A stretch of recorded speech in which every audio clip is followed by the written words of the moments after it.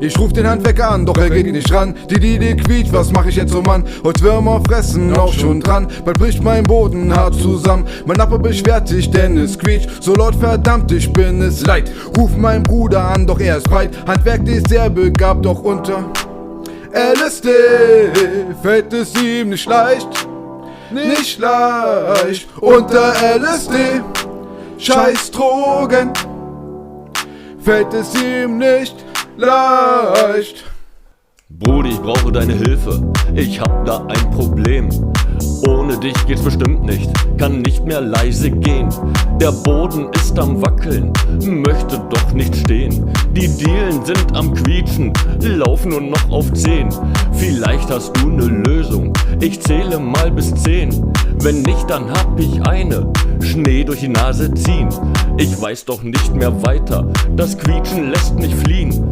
Eine Idee, die mich begeistert, ach LSD soll ich mal nehmen. Guck's jetzt aber entgeistert, du sollst es ja nicht nehmen. Bin gleich voll verkleistert, das Quietschen kein Problem. Ich danke dir für die Lösung, kann zwar nicht mehr stehen. Das war doch ziemlich einfach, mit Drogen echt bequem. Die Diele, ja, sie quietscht so laut wie noch nie. Fühl mich richtig mies, denn meine Diele, ja, sie quietscht so laut wie Techno-Beats.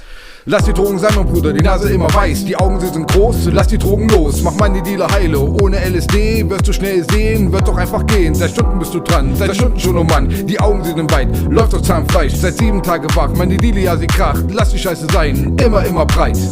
Die Dealer, ja, sie quietscht so laut wie noch nie. Fühl mich richtig mies, denn meine Diele, ja, sie quietscht so laut wie Techno-Beats. Mit Vollgas geht es weiter, ich höre nur noch die Beats. Ist das denn die Musik oder die Diele, die noch quietscht? Was soll ich denn noch machen? Kann nicht mehr gerade sehen. Alles ist sich am Bewegen, nur im Kreis am Drehen. Jetzt muss ich mal was sagen, mal so wirklich ohne Scheiß. Mit oder ohne Drogen, bei uns beiden läuft der Schweiß. Am Ende weiß ich sicher, erfolgreich dieser Tag. Mit Brudi fest gefeiert, die Diele noch im Arsch.